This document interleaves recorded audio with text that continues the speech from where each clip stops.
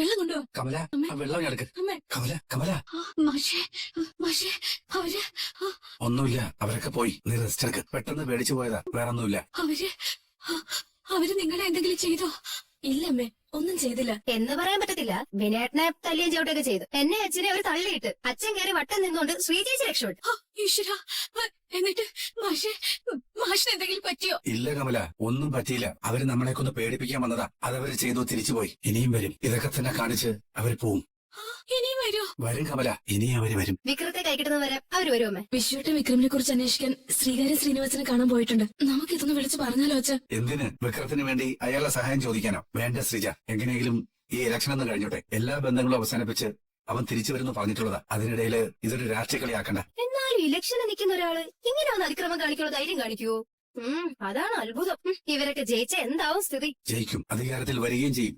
എത്രയോ രാഷ്ട്രീയ കൊലപാതകങ്ങളിൽ പങ്കെടുത്തവർ MLA-മാരും മന്ത്രിമാരും ആയിട്ടില്ലേ? ഊരിപ്പിടിച്ച വാളുകൾക്കും തോക്കുകൾക്കിടയിലൂടെ നെഞ്ചി മരിച്ച് നടന്നതും, തോളിലെ സഞ്ചിയിൽ നാടൻ പൂമ്പും കത്തിയും കൊണ്ട് നടന്നതും, വയസ്സാം കാലത്ത് അഭിമാനത്തോടെ ഓർത്ത് പ്രസംഗിക്കുന്നത് കേട്ടിട്ടില്ലേ? ജീവൻ കളയാനും ജീവനെടുക്കാനും ഇന്ന് വന്ന് കയറിയതുപോലുള്ള അണികളുണ്ടെങ്കിൽ ഏതൊരുവനും ഭൂതകാലത്തെക്കുറിച്ച് അഭിമാനം കൊള്ളാം. സ്വന്തം മകന്റെ മരണമായാൽ കൂടി അത് അധികാരം പിടിച്ചെടുക്കാനുള്ള ചവിട്ടുപടിയാക്കാം. രാഷ്ട്രീയ വൈരവും ഗുണ്ടാപ്പായും തീർക്കാൻ കത്തിക്കിരയായവരൊക്കെ രക്തസാക്ഷികളുമാവും.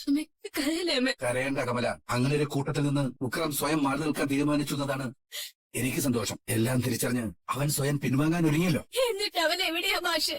സുസ്ഥിതിയോടെ എന്റെ മകന് വെളിച്ചത്ത് വരാൻ പറ്റുന്നില്ലല്ലോ. വരും. ഈ തെറ്റ് അവൻ ചെയ്തല്ലെന്ന് എനിക്ക് ഉറപ്പുണ്ട്. അത്രയോ ആത്മാർത്ഥമായിട്ടാണ് അവൻ എന്നോട് പറഞ്ഞത്. ആ കുട്ടിയുടെ മരണത്തിന് കാരണമായത് ആരാണെന്ന് പുറത്തു വരും. അന്ന് അവൻ വെളിയിൽ വരും.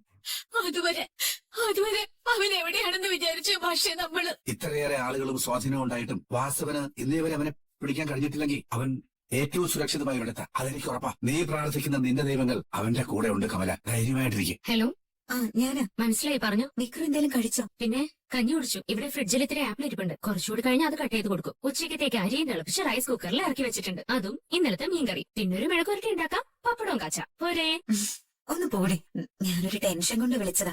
എല്ലാം ഇവിടുന്ന് ഫിക്സ് ചെയ്ത് പോയത് നീയല്ലേ, പിന്നെ എന്തിനാ ടെൻഷൻ? അതല്ല, പുറത്ത് ആളുകൾ എന്തായാലും വിക്രമിനെ അന്വേഷിച്ച് നടക്കുന്നുണ്ടാവും. അവരെങ്ങാനും അന്വേഷിച്ച് നിന്റെ അടുത്ത് എത്തുമെന്നൊരു ടെൻഷൻ. അല്ലാതെ വിക്രം എന്ത് ചെയ്യുന്നു എന്നുള്ള ആദ്യമല്ല അല്ലേ? എന്തിന്? വിക്രമിന് അവിടെ ഒരു ബുദ്ധിമുട്ടും ഉണ്ടാവില്ലെന്ന് എനിക്ക് ഉറപ്പല്ലേ. ഇപ്പൊ എന്താ വേണ്ടേ? ഫോൺ വിക്രമിന് കൊടുക്കണോ? നീ വല്ല ജോലിയിലുമാണോ? ആണെങ്കിൽ എന്താ, കുറച്ച് കഴിഞ്ഞിട്ട് വിളിക്കാനാണോ? അങ്ങനെയല്ല, തിരക്കില്ലെങ്കിലും ഒന്ന് കൊടുത്തേക്ക്. എന്നാ ഇത്തിരി തിരക്കുണ്ട്, നീ ഹോൾഡ് ചെയ്ത് ഞാൻ കൊടുക്കാം. ആ വിക്രം, ടെൻഷനാ മുപ്പത്തിയാർക്ക്.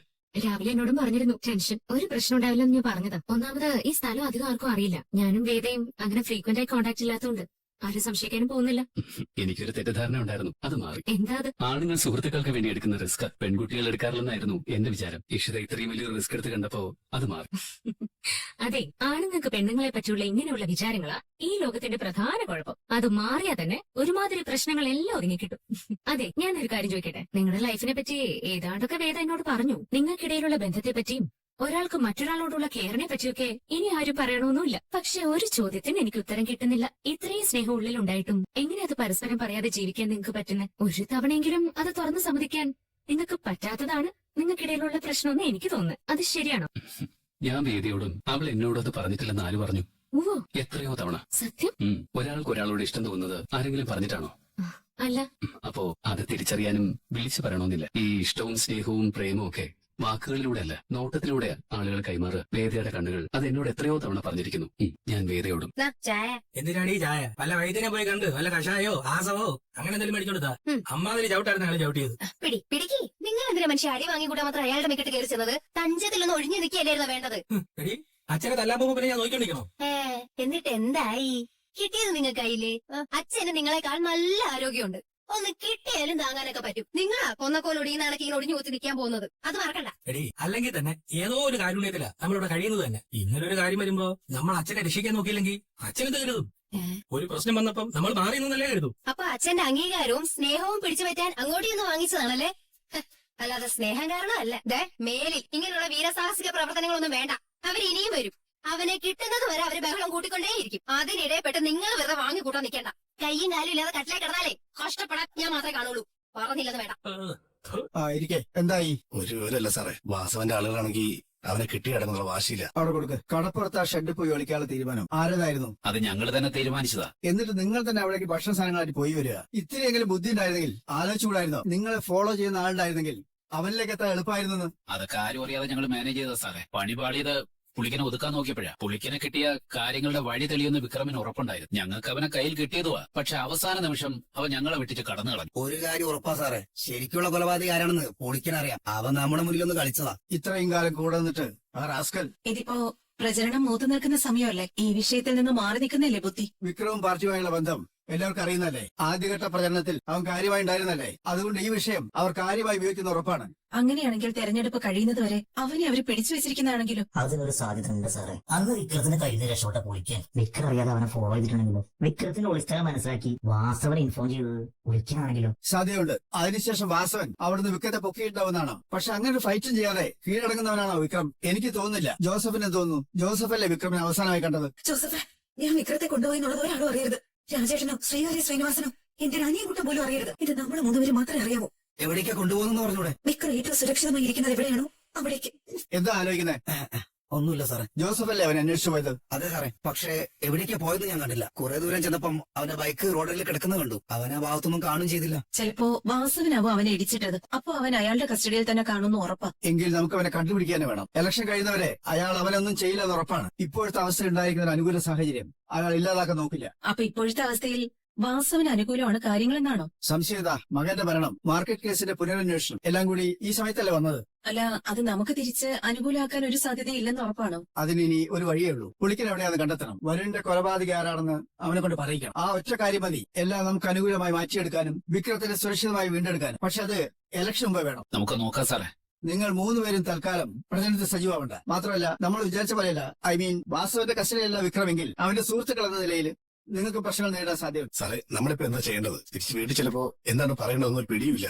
എല്ലാവരുടെയും അവസ്ഥ അത് തന്നെയല്ലേ വിഷയം. എന്താണ് ഏതാണെന്ന് നിശ്ചയമില്ലാതെ ഇരുട്ടി തപ്പുകയല്ലേ. നമുക്ക് നോക്കാം. 1-2 ദിവസത്തിൽ വഴി തെളിയും. സാറേ, എന്നാ പിന്നെ ഞങ്ങള് ആയിക്കോട്ടെ, കാര്യങ്ങളെല്ലാം അപ്പൊ അറിയിക്കണം. ശരി സാർ. കേട്ടല്ലോ രാജ? ആ ശരി സാർ. ശരി സാർ. നിങ്ങൾ പറഞ്ഞത് ശരിയാണോ? ഇലക്ഷൻ നമുക്ക് അനുകൂലമല്ലാതെ വരുമോ? അതിനുള്ള സാധ്യത കൂടുതലല്ലേ സുധേ. ആളുകൾക്കിടയിലുള്ള വിചാരം പ്രചാരണത്തിനിടയിൽ കുത്തിക്കൊന്നുവന്നല്ലേ. അപ്പോ നോക്കാം. ആ പുളിക്കനെ പൊക്കിയെടുക്കാതെ വഴിയില്ല. അകത്തേക്ക് വരാമോ? അകത്തേക്ക് വരാമോ? സാധാരണ മുറിയിലേക്ക് മറ്റാരും വരുന്നത് ഇഷ്ടമല്ലാത്ത ആളല്ലേ, അതുകൊണ്ട് ചോദിച്ചതാ. അത് സാരല്ല, നീ ഇരിക്കും. ചേച്ചി, നിന്നോട് ഓക്കെ ആണോന്ന് ചോദിക്കുന്നതിൽ കാര്യമില്ലെന്നറിയും. എന്നാൽ എന്തിനാ ചേച്ചി വെറുതെ കടമയ്ക്ക് വേണ്ടി ഓരോ ചോദ്യം ചോദിക്കുന്നത്? അതും ചേച്ചിയുടെ ഭാഗത്ത് നിന്നാവുമ്പോ കേൾക്കുമ്പോ തന്നെ എന്തോ പോലെ തോന്നുന്നു. ശരിയാണ്, എല്ലാം അറിയുന്നവര് തന്നെ ചില ചോദ്യങ്ങൾ ചോദിക്കുമ്പോൾ നമുക്ക് വിഷമം തോന്നും. പക്ഷെ ചില വിഷയങ്ങളെ കുറിച്ചുള്ള സംസാരം തുടങ്ങി വെക്കാൻ അതല്ലാതെ നിവർത്തിയില്ലല്ലോ. വരുണിന്റെ മരണത്തിന് പുറകിൽ നീ സംശയിക്കുന്നത് പോലെ വിക്രം അല്ല ദീപ്തി. നമുക്ക് ആ ടോപ്പിക്ക് വിടാൻ ചേച്ചി. നമുക്ക് ഇഷ്ടമുള്ള ആളുടെ നേരെ ആരോപണം വരുമ്പോ ചേർത്ത് നിൽക്കാൻ എല്ലാവരും ശ്രമിക്കും. അത് സ്വാഭാവിക. എനിക്ക് പറയാനുള്ളത് മുഴുവനും പറഞ്ഞിട്ട് നീ അത് തീരുമാനിക്ക്. ഇലക്ഷൻ കഴിഞ്ഞാൽ വരുൺ ഈ നാട്ടിൽ നിന്ന് പോകുമെന്ന് നിന്നോട് പറഞ്ഞിരുന്നു. അത് ചേച്ചി എങ്ങനെ അറിഞ്ഞു?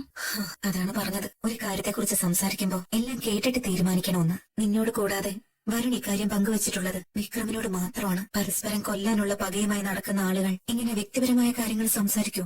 അതിന് വരുണിന് പകയുണ്ടായിരുന്നില്ലല്ലോ ചേച്ചി. പക മുഴുവൻ വിക്രം ചേട്ടനായിരുന്നില്ലേ? അങ്ങനെ ഒരു കഥ പ്രചരിപ്പിക്കേണ്ടത് വിക്രമിനെ കോണർ ചെയ്യുന്ന ചില ആളുകളുടെ ആഗ്രഹമാണ് ദീപ്തി. മരിക്കുന്നതിന്റെ അന്ന് രാവിലെ വരുൺ വിക്രമിന് ഒരു മെസ്സേജ് അയച്ചു. നീഡ് ടു മീറ്റ് യു ചേട്ടാ, I am getting board with this dam politics എന്നായിരുന്നു ആ മെസ്സേജ്. സ്വന്തം ചേട്ടന്റെ സ്ഥാനത്താണ് വരുൺ വിക്രമിനെ കണ്ടിരുന്നത്. അന്ന് വിക്രമും വരുണും കൂടി കണ്ടുമുട്ടി. വരുണിന്റെ അമ്മ ചെറുപ്പത്തിൽ തൂങ്ങി മരിച്ചതടക്കമുള്ള കാര്യങ്ങൾ അന്ന് വരുൺ വിക്രമിനോട് പറഞ്ഞിരുന്നു. കളിക്കുന്നതിനിടയിൽ കൊമ്പിൽ കുരുങ്ങിയ പട്ടത്തിന്റെ കാര്യം പറയാൻ കരഞ്ഞുകൊണ്ട് അച്ഛന്റെ അരികിലേക്ക് ഓടിയെത്തിയ കുട്ടിയോട് ഫാനിൽ തൂങ്ങി നിൽക്കുന്ന അമ്മയെ ചൂണ്ടി ഇങ്ങനെയാണോ പട്ടം കുരുങ്ങിയതെന്ന് ചോദിക്കുന്ന ഒരച്ഛൻ. അവന്റെ മനസ്സിലുണ്ടാക്കിയ ആഘാതം എത്ര വലുതാണെന്ന് അവൻ വിക്രമിനോട് പറഞ്ഞതാണ്. അത് അവൻ നിന്നോടും പറഞ്ഞിരിക്കില്ലേ? ജീവിതത്തിൽ നിന്നോട് മാത്രം പങ്കുവച്ച പല കാര്യങ്ങളും അവൻ വിക്രമിനോട് പറഞ്ഞിട്ടുണ്ടെങ്കിൽ, അത് മുഴുവൻ വിക്രം കേട്ടിരുന്നിട്ടുണ്ടെങ്കിൽ, അവർ തമ്മിലുള്ള ബന്ധത്തിൽ ഒരു സത്യമുണ്ടെന്ന് വിശ്വസിക്കേണ്ടി വരില്ലേ ദീപ്തി?